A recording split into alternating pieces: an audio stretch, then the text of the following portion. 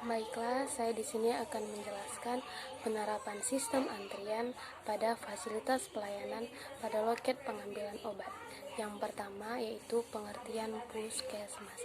Puskesmas atau Pusat Kesehatan Masyarakat adalah suatu organisasi kesehatan fungsional yang merupakan pusat pengembangan kesehatan masyarakat yang juga membina peran serta masyarakat di samping memberikan pelayanan kesehatan secara menyeluruh dan terpadu kepada masyarakat di wilayah kerjanya dalam bentuk kegiatan pokok.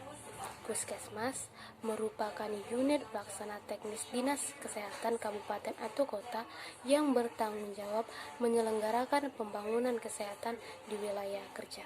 Nah, yang kedua yaitu pengertian teori antrian. Teori antrian adalah suatu garis tunggu dari nasabah yang memerlukan layanan dari satu atau lebih pelayan. Antrian adalah orang atau barang dalam sebuah barisan yang sedang menunggu untuk dilayani. Proses antrian adalah suatu proses yang berhubungan dengan kedatangan seorang pelanggan pada suatu fasilitas pelayanan. Kemudian, menunggu dalam suatu baris atau antrian jika semua pelayanannya sibuk dan akhirnya meninggalkan fasilitas tersebut. Apa itu tujuan dari teori antrian? Tujuan dasar model-model antrian adalah untuk meminimumkan total biaya, yaitu biaya langsung penyedia fasilitas pelayanan dan biaya tidak langsung yang timbul karena para individu harus menunggu untuk dilayani. Bila suatu sistem mempunyai fasilitas pelayanan lebih dari jumlah optimal, ini berarti membutuhkan investasi modal yang berlebihan. Tetapi bila jumlahnya kurang dari optimal, maka hasilnya adalah tertundanya pelayanan. Maksudnya adalah model antrian merupakan peralatan penting untuk sistem pengelolaan yang menguntungkan dengan menghilangkan antrian. Yang selanjutnya, sistem dan karakteristik antrian.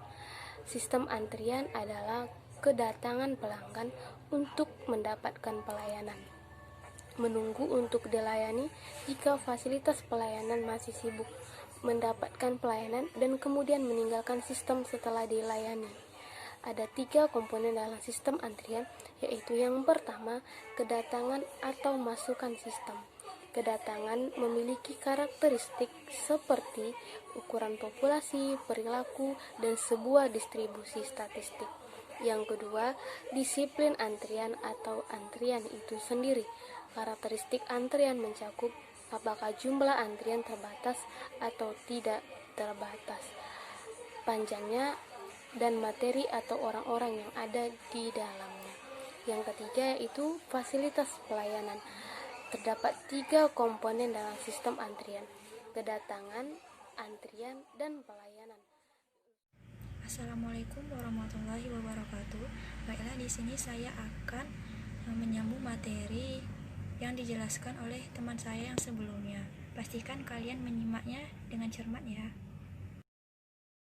A. Waktu kedatangan pasien. Hasil penelitian kedatangan pasien puskesmas berdasarkan bilangan random pada hari Senin sampai hari Jumat mulai pukul 9 waktu Indonesia Barat sampai pukul 3 sore waktu Indonesia Barat dengan interval waktu 5 menit. Waktu antar kedatangan merupakan waktu interval antara kedatangan satu pasien dengan pasien yang berikutnya. Hasil perhitungan distribusi kedatangan pasien dengan menggunakan software Arena 12.0 dapat dilihat pada gambar 2. Ini adalah gambar 2, yaitu hasil perhitungan distribusi kedatangan pasien dengan software Arena 12.0. Nah, di dalam kotak tersebut ada ringkasan distribusinya. Nah, distribusinya ini menggunakan distribusi beta dengan ekspresi sebesar min 0,001 ditambah 6. Lalu ada galat perseginya sebesar 0,010497. Lalu derajat kebebasannya ada 3 dengan uji statistik sebesar 4,39 dengan nilai P yang sesuai 0,23. Lalu di bawahnya ada uji Kolmogorov-Smirnov dengan uji statistik sebesar 0,0734. Nilai P yang sesuai yaitu lebih besar dari 0,15 data. Lalu data ringkasannya yang pertama, Jumlah titik datanya berjumlah 72 dengan nilai data minimal sebesar 0, nilai data maksimalnya sebesar 6, lalu ada contoh rata-ratanya sebesar 2,04 dengan contoh STDDF-nya ada sebesar 1,34. Lalu ringkasan histogramnya, yaitu rentang histogram sebesar min 0,001 hingga 6 angka dengan jumlah interval yaitu 5. Distribusi waktu resep. Waktu pengambilan antrian merupakan waktu yang diperlukan untuk pasien dalam mengantri.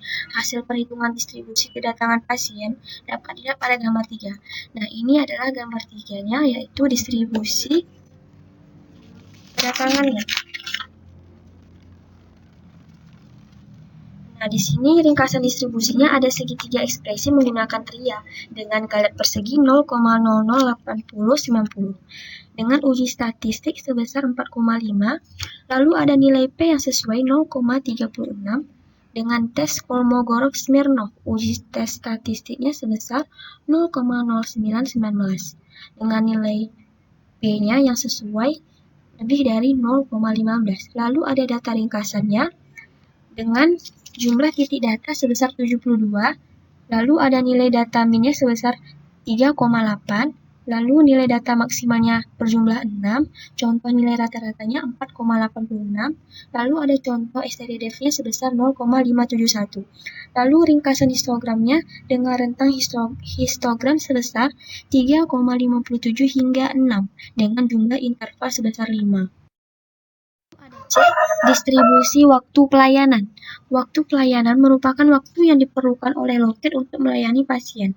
Hasil perhitungan waktu pelayanan pasien dapat dilihat pada gambar 4. Nah, ini adalah gambar 4-nya, yaitu data ringkasannya, distribusinya segitiga dengan ekspresi menggunakan tria, dengan uji chi-square, dengan nomor interval sebesar 5, lalu derajat kebebasannya berjumlah 3, uji statistiknya sebesar 3,69, dan nilai P yang sesuai sebesar 0,311 dengan uji Kolmogorov-Smirnov dengan uji statistik sebesar 0,0957, lalu nilai P value-nya yang sesuai sebesar lebih dari 0,15 dengan data ringkasan jumlah titik data sebesar 72, nilai data minimal sebesar 0, nilai data maksimalnya 11, lalu contoh rata-ratanya sebesar 6,35, lalu ada contoh STDDF-nya sebesar 2,74.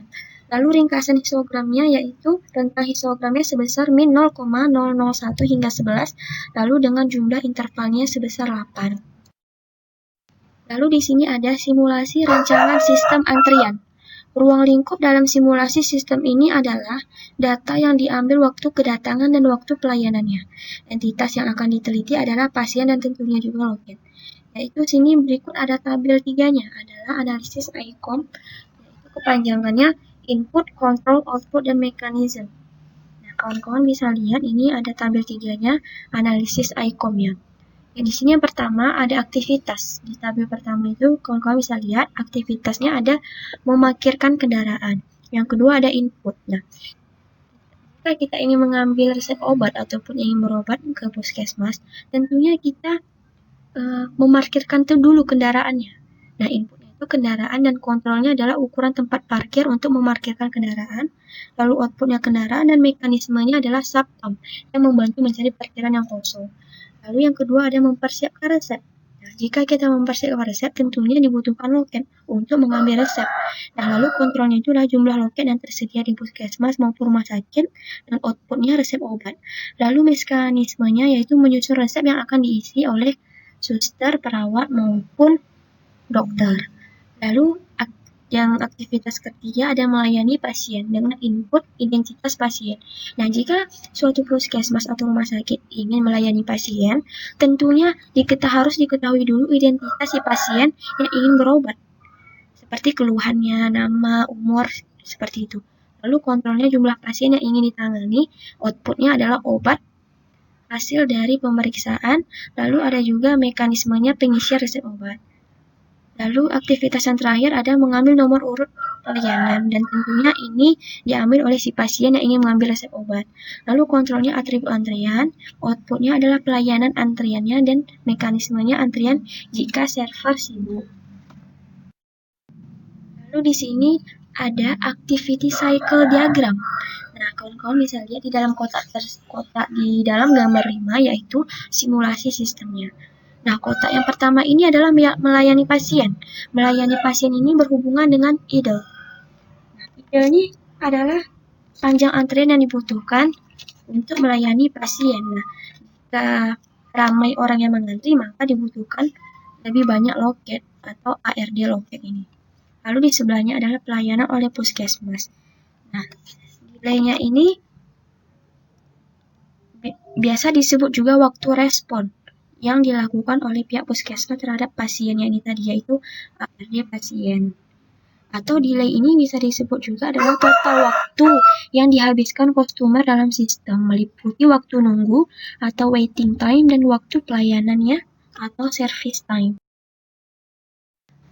Pasien dilayani oleh 3 orang loket dengan disiplin pelayanan first come first served atau FCFS, atau pelanggan yang pertama datang dilayani terlebih dahulu, serta kapasitas sistem terbatas dan sumber yang tak terbatas dapat dilihat pada gambar 6. Logika model sistem dikembangkan dalam model Arena 12.0. Nah, di sebelah kiri ini adalah kotak kedatangan. Nah, pasien tentunya datang dulu kan ke puskesmas, lalu mengambil resep obat. Yang mengambil resep obat tentunya harus menunggu, karena puskesmas tidak hanya kita sendiri saja kan yang menunggu, pasti ada tentunya orang-orang lain yang ingin juga mengambil resep obat. Nah, di sini sebelah kanan ini ada loket 1, 2, dan 3 yang dipersiapkan oleh pihak puskesmas atau rumah sakit untuk melayani pasien. Lalu yang terakhir, jika pasien sudah mengambil obat di loket yang telah ditentukan, maka ia langsung bisa keluar. Uji verifikasi. Verifikasi dapat dilakukan dengan menekan tombol F4 ataupun memilih pilihan run check model. Dapat dilihat pada gambar 7. Nah, ini adalah gambar 7-nya. Sama seperti sebelumnya, yaitu pasien datang, menunggu, dan juga ditentukan di mana ia akan melakukan verifikasinya, yaitu bisa di teller 1, 2, atau 3, sesuai dengan tiket yang didapat. Lalu setelah itu, pasien bisa keluar. Uji validasi. Setelah melakukan verifikasi, tentunya harus dilakukan validasi terhadap model yang telah dibuat. Validasi merupakan perbandingan dengan sistem yang sesungguhnya. Untuk menentukan apakah suatu model itu valid atau tidak, dapat dilakukan dengan pengujian validasi transformasi input-output. Yaitu yang pertama, pada loket jumlah 3 orang output, simulasi nilai wait time average-nya yaitu sebesar 1,9552 menit. Yang kedua, pada loket jumlah 2 orang, output simulasi nilai wait time average-nya yaitu 4,6891 menit. Dari perbandingan kedua input, dapat dilihat bahwa apabila jumlah loket diturunkan menjadi 2 orang loket, menyebabkan waktu menunggu antrian itu semakin lama. Hal ini membuktikan bahwa model simulasi yang dibangun sudah sesuai dengan sistem nyata atau kali. Yang D, penentuan sistem antrian yang optimal. Setelah validasi model terpenuhi, selanjutnya dilakukan perancangan skenario perbaikan yang terdiri dari skenario pertama, merupakan skenario dasar dengan jumlah 3 orang di loket dengan wait time average-nya sebesar 1,9552 menit, seperti yang dijelaskan pada gambar logika model sistem dan gambar verifikasi sistem antrian pelayanan loket puskesmas. Yang kedua, skenario 2-nya, pada model ini parameter distribusi setelah diperoleh selanjutnya dimasukkan ke dalam model kedatangan pasien untuk waktu antar kedatangan, dan model loket dimasukkan data parameter distribusi waktu pelayanan pasien. Berikut adalah gambar 8. Logika model sistem dikembangkan dalam model Arena 12.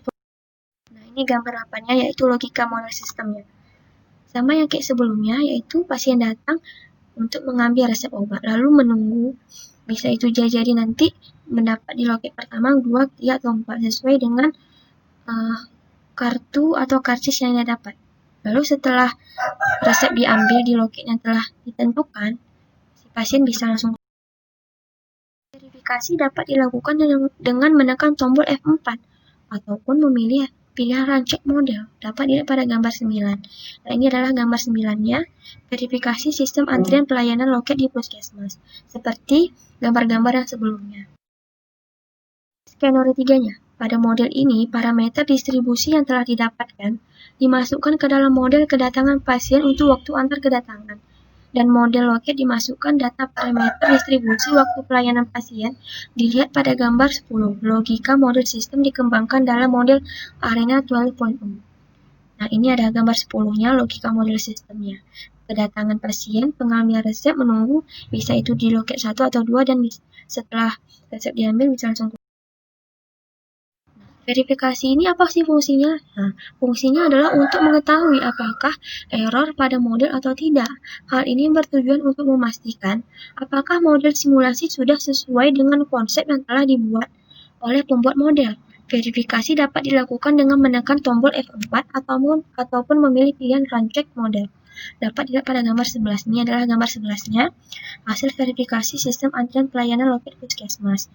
Nah, di sini kan ada kotaknya. Kalau ada bacaan kotak, no error or warnings in model. Nah, di sini berarti datanya itu error atau tidak valid. Karena di sini tellernya berjumlah 2 orang. Jika tellernya itu semakin sedikit, maka antrian itu bersifat panjang dan tidak efektif ataupun efisien bagi pasien. Lalu nomor 4 ini adalah perbandingan skenario 1, 2, dan 3 di tabel yang sebelumnya, yang telah saya tunjukkan pada gambar-gambar sebelumnya. Nah, setelah susulan perbaikan dibuat, kemudian dilakukan perbandingan. Nah, hasil perbandingan simulasi sebelumnya itu kita bandingkan.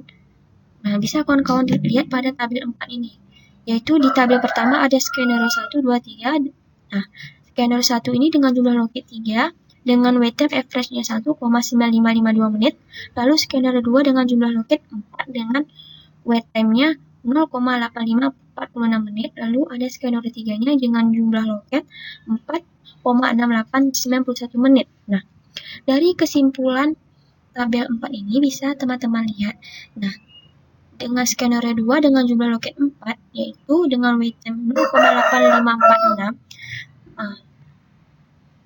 maka pasien menunggu antrian dengan sangat cepat. Nah, semakin banyak jumlah loket yang tersedia di puskesmas maupun rumah sakit, maka semakin efektif dan efisienlah model simulasi yang dilakukan. Nah, semakin sedikit waktu yang dibutuhkan dan semakin cepat pasien yang ditangani dibandingkan dengan jumlah loket 3 ataupun 2. Semakin sedikit jumlah loket yang dibuat, maka waktu antrian itu menjadi sangat panjang dan tidak efektif dan juga efisien. Nah, kalau dengan jumlah loket 4, otomatis pasien ini menjadi cepat tertangani dengan wait time-nya menjadi lebih singkat, karena pasiennya ini tadi tidak menunggu terlalu lama dan cepat ditangani oleh dokter ataupun perawat.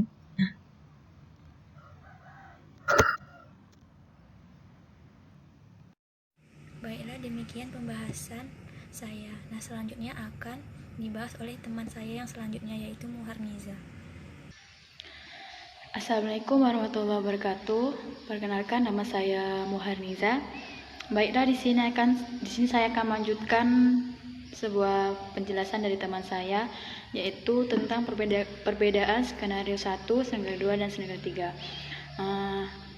Setelah susulan perbaikan dibuat, kita akan melakukan perbandingan hasil output simulasi untuk melihat apakah ada perbedaan waktu pada sistem layanan pada sistem simulasi pada skenario 1, skenario 2, dan skenario 3. Contoh perbandingan skenario 1, skenario 2, dan skenario 3 yaitu terdapat skenario jumlah loket dan wait time. Skenario tadi terdapat 3 skenario, yaitu skenario 1, skenario 2, skenario 3. Sedangkan jumlah loket tadi sudah dijelaskan oleh teman saya. Jumlah loket skenario 1 yaitu 3, skenario 2 jumlah loketnya 4, skenario 3 jumlah loketnya 2. Sedangkan wait time-nya itu untuk skenario 1 1,9552 menit, untuk skenario 2 0,8546 menit, sedangkan untuk skenario 3 yaitu 4,6891 menit. Selanjutnya yaitu analisis biaya antrian. Analisis biaya adalah menghitung berapa jumlah yang dikeluarkan selama bekerja. Adapun yang dihitung yaitu biaya pelayanan, biaya menunggu, dan total biaya yang dihitung pada masing-masing skenario. Adapun cara menghitung biaya pelayanan yaitu CS atau biaya pelayanan sama dengan gaji pegawai dibagi dengan jumlah jam kerja dikali jumlah hari kerja. Selanjutnya yaitu jumlah menunggu, CW atau jumlah menunggu sama dengan gaji pegawai dibagi jumlah jam kerja dikali jumlah hari kerja. Selanjutnya yaitu solusi yang pertama, jumlah loket optimal. Puskesmas perlu melakukan penambahan fasilitas pelayanan yang baru dengan adanya penambahan 1 loket dari sebelumnya yang hanya terdiri dari 3 loket pengambilan obat, sehingga dengan adanya penambahan 1 loket yang menjadi 4 loket, maka pelayanan loket pada pasien akan menjadi optimal. Hasil output simulasi dapat diketahui bahwa model simulasi skenario 2 lebih baik daripada model simulasi skenario 1 dan skenario 3 karena pada skenario 2 jumlah 4 orang loket dengan wait time 0,8546 menit itu lebih kecil sehingga dapat mengurangi jumlah antrian pasien. Yang kedua yaitu penambahan 1 loket sebagai alternatif pemecahan masalah antrian panjang. Loket khusus yang dimaksud yaitu diperuntukkan bagi bayi dan balita dalam umur 0-6 tahun, usia lanjut umur 60 tahun ke atas, dan untuk ibu hamil dan menyusui. Pengurusan surat keterangan berbadan sehat dan administrasi calon pengantin dan calon jamaah haji.